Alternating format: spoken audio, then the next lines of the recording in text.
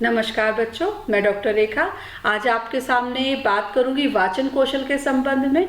जैसे कि आप सभी जानते हैं कि वाचन कौशल का हमारे जीवन में अत्यधिक महत्व है। वाचन मतलब बोलना, वाचन मतलब अपने विचारों की अभिव्यक्ति करना, वाचन का मतलब है, वाचन का अर्थ है अपने विचारों को संप्रेषित करना, वाचन का अर्थ है अपनी बात को कहना। क्योंकि अगर हम वाचन कौशल का प्रयोग ही नहीं करेंगे, अगर हम अपनी बात को कहेंगे ही नहीं, तो सामने वाले को क्या समझ आएगा कि हम क्या कहना चाहते हैं। और वाचन के द्वारा ही हम अपने भावों और विचारों की अभिव्यक्ति कर सकते हैं। तो वाचन कौशल हमारे जीवन में अत्यधिक महत्वपूर्ण भूमिका निभाता है। तो अगर हम बात करें वाचन कौशल की, तो देखिए वाचन कौशल का अर्थ क्या है।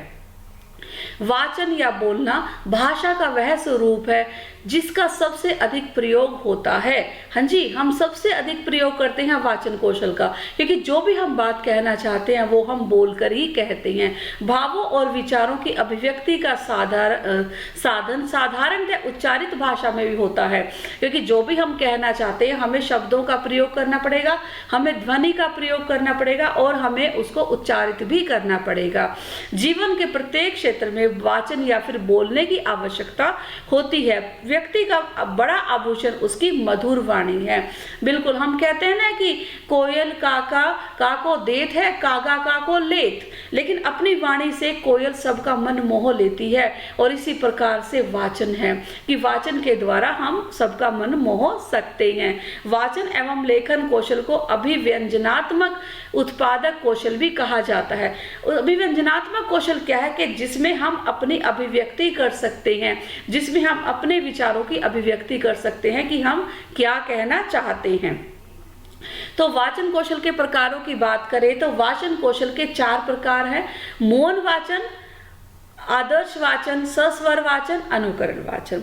तो बात करते हैं मौन वाचन की। मौन वाचन में क्या होता है कि अध्यापक कक्षा में कुछ पढ़ा रहा है या अध्यापिका पढ़ा रही है, तो वो बच्चों को कई बार ये कहता है कि आप इसको अपने मन मन में पढ़ो। या फिर घर में कई बार बच्चे पढ़ते हैं तो वो भी वहां पर भी वो मौन वाचन का प्रयोग करते हैं।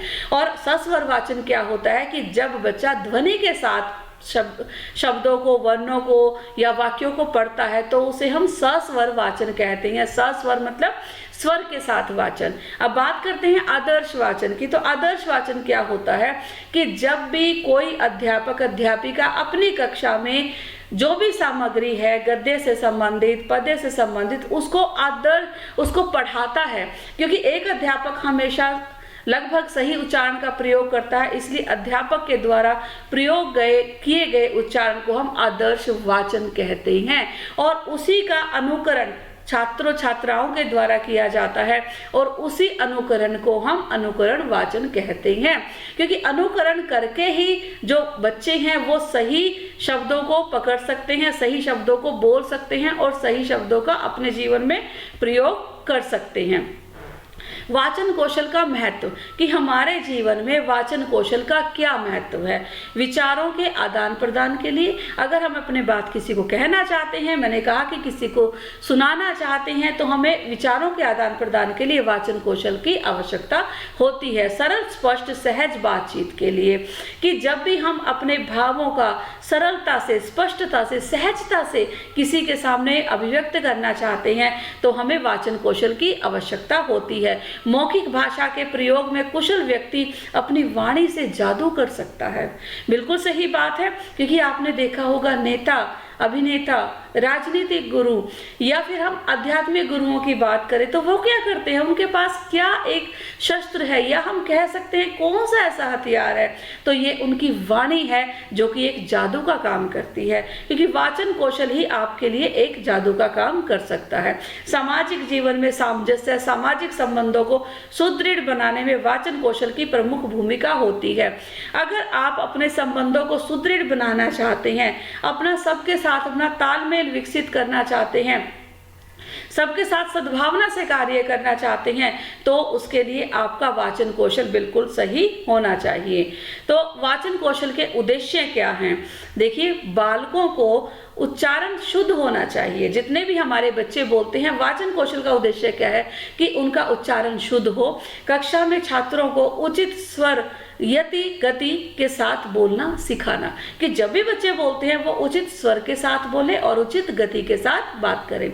बालकों को सही व्याकरण वाली भाषा का प्रयोग करना सिखाना, कि जब भी हम बच्चे बोलते हैं, जब उनको व्याकरण संवत या फिर हम मानक भाषा की बात करें तो मानक भाषा को ही बोलना चाहिए। कक्षा में छात्रों को प्रभावपूर्वक अपने विचार व्यक्त करने योग्य बनाना, कि भाषा के द्वारा ही, वाचन कौशल के द्वारा ही छात्र अपने विचारों को प्रभावपूर्ण बना सकते हैं। बोलने में विराम चिन्ह का ध्यान रखना या सिखाना। अब जैसे हम बात करते हैं कि राम लक्ष्मण सीता वनवास गए, तो उसमें हमने कौन से विराम चिन्हों का प्रयोग किया? अल्प विराम का और बाद में पूर्ण विराम का। तो इन विराम चिन्हों का प्रयोग हमें वाचन कौशल के द्वारा ही पता चलता है।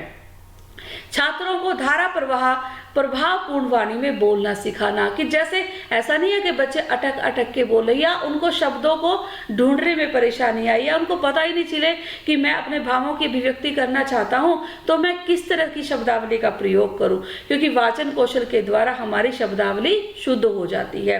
अवसर अनुकूल भाषा का प्रयोग करना सिखाना, कि जो अवसर है उस अवसर के अनुकूल ही छात्र छात्राएं उस भाषा का प्रयोग करें, यही वाचन कौशल का उद्देश्य है। सरल सुबोध मुहावरेदार भाषा का प्रयोग सिखाना, कि हम बच्चों को अगर सरल सुबोध और मुहावरेदार भाषा का प्रयोग करना सिखाना चाहते हैं तो हमें वाचन कौशल का सहारा लेना पड़ेगा। मुहावरेदार भाषा कैसी? अब मानो एक छात्र है, वो बहुत ही होनहार है, तो अध्यापक या अध्यापिका उसे क्या कहती है? होनहार बीन के होत चीखने पात, यानी कि जो होनहार बच्चा होता है उसके लक्षण बचपन में ही नजर आ जाते हैं। सरल सुबोध और मुहावरेदार भाषा का प्रयोग सिखाना, ठीक है। अभी मैंने आपको बताया स्पष्ट वाचन कौशल एक महत्वपूर्ण गुण होता है। बालकों को स्पष्ट भाषा का प्रयोग करना सिखाना, कि हमें बच्चों को स्पष्ट भाषा का प्रयोग करना सिखाना चाहिए। अब वाचन कौशल की विधियां कौन सी हैं? विधियों पर नजर डाल लेते हैं। अभी मैंने बताया था आपको कि कहानी सुनना। अब कहानी सुनना, जैसे कि आप बचपन से ही कहानी सुनते आ रहे हैं, महाराणा प्रताप की कहानियां, झांसी की रानी की कहानियां, हरिश्चंद्र की कहानियां, तो उससे क्या होता है कि आपको जब भी आपकी नानी दादी कहानी सुनाती थी या मम्मी कहानी सुनाती थी, आपको क्या कहा जाता था कि हाँ आप भी उसको दोहराओ, आप भी उसको सुनाओ। तो उसमें क्या होता था? उसका वाचन कौशल जो होता था सशक्त हो जाता था। फिर है कविता सुनाना। अब कविता के द्वारा वाचन कौशल बहुत ही अधिक सशक्त हो जाता है। जैसे कई बार जो अध्यापक अध्यापिकाएं हैं वो अपनी कक्षाओं में महारानी लक्ष्मीबाई के बारे में बताना चाहती हैं, तो वो किस प्रकार से कविता सुनाएगी? क्या कहती हैं? बुंदे ले हर बोलो के मुंह हमने सुनी कहानी थी, खूब लड़ी मर्दानी वो तो झांसी वाली रानी थी। तो इस प्रकार की कविताओं को सुनाकर शिक्षक बच्चों में वाचन कौशल की प्रवृत्ति को विकसित कर देता है। फिर है वार्तालाप। वार्तालाप हम ये नहीं कहेंगे कि सिर्फ कक्षा में ही वार्तालाप होती है या फिर अध्यापक ही अपने बच्चों के साथ वार्तालाप करता है। बच्चा अपने माता पिता के साथ भी वार्तालाप कर सकता है, बच्चा अपने जितने भी गुरुजन हैं उनके साथ भी वार्तालाप कर सकता है, बच्चा अपने सहपाठियों के साथ भी कर सकता है, बच्चा अपने साथियों के साथ भी वार्तालाप कर सकता है, और वार्तालाप के द्वारा ही वाचन कौशल का विकास होता है। फिर है प्रश्नोत्तर विधि। अब प्रश्नोत्तर विधि के द्वारा कैसे कि जैसे कक्षा में अध्यापक प्रश्न पूछता है और जो बच्चे हैं उनके प्रश्नों का उत्तर देते हैं, तो उसके द्वारा भी वाचन कौशल का विकास किया जा सकता है। फिर है वाद विवाद विधि। मैंने आपको बताया था कि कोई भी विषय एक अध्यापक के द्वारा ले लिया जाता है और कक्षा के आधे बच्चों को उसके पक्ष में और आधे बच्चों को उसके विपक्ष में बोलने के लिए कहा जाता है। इसके द्वारा भी वाचन कौशल का विकास किया जा सकता है।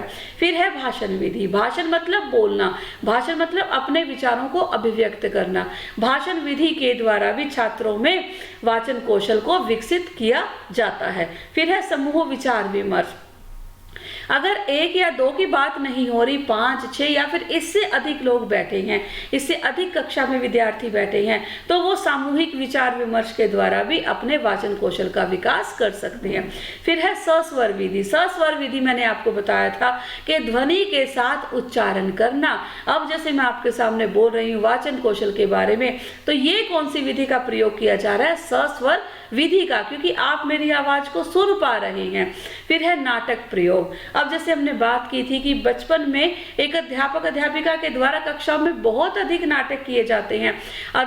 अनेक बच्चों को अनेक प्रकार के जो है उनको कहा जाता है कि आपने ये बनना है, आपने ये बनना है। तो उसके द्वारा क्या होता है, बच्चे संवाद सीखते हैं और संवाद के द्वारा उनके वाचन कौशल का विकास होता है। फिर है चित्र वर्णन विधि। चित्र वर्णन विधि के द्वारा, अब जैसे छोटी कक्षाओं में तो मैंने आपको बताया था कि अध्यापक कोई भी चित्र देकर बच्चों को कहता है कि आप इसके बारे में बताइए, और बड़ी कक्षाओं में बच्चों की मनोवैज्ञानिक परीक्षा लेने के लिए भी इस विधि का प्रयोग किया जाता है, क्योंकि हर चित्र को हम अपने हिसाब से ही वर्णित करते हैं, उससे संबंधित अपने भावों का संप्रेषण करते हैं। अब देखिए सावधानी हमें कौन कौन सी कर रखनी पड़ेगी जब भी हम इस विधि का प्रयोग करते हैं।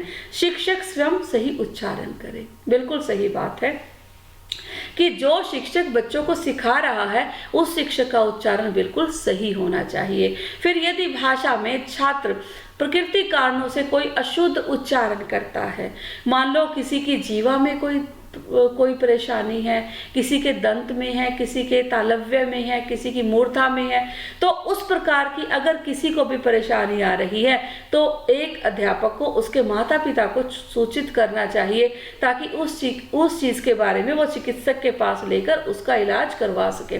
फिर है बोलने में कठिनाई अनुभव करने वाले छात्रों को अधिक से अधिक बोलने का अवसर प्रदान करा जाए। अब बहुत सारे कक्षा में छात्र ऐसे होते हैं कि जो धीरे धीरे बोलते हैं, बहुत अटक अटक कर बोलते हैं, तो उनको हमें अधिक से अधिक अवसर देने चाहिए कक्षा में बोलने के लिए, ताकि जो उनकी वाचन संबंधी अशुद्धियां हैं वो ठीक हो सके।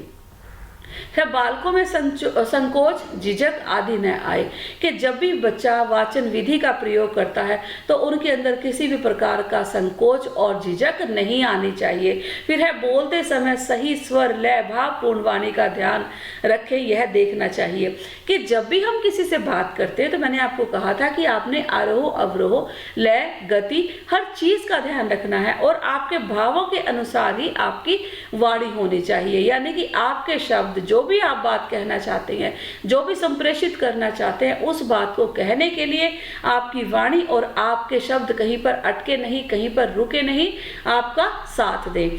तो मुझे उम्मीद है कि वाचन कौशल के संबंधित जो भी आज मैंने आपको समझाया है, जो भी आपको सिखाया है, वो चीजें आप अपने जीवन में प्रयोग भी करेंगे। धन्यवाद।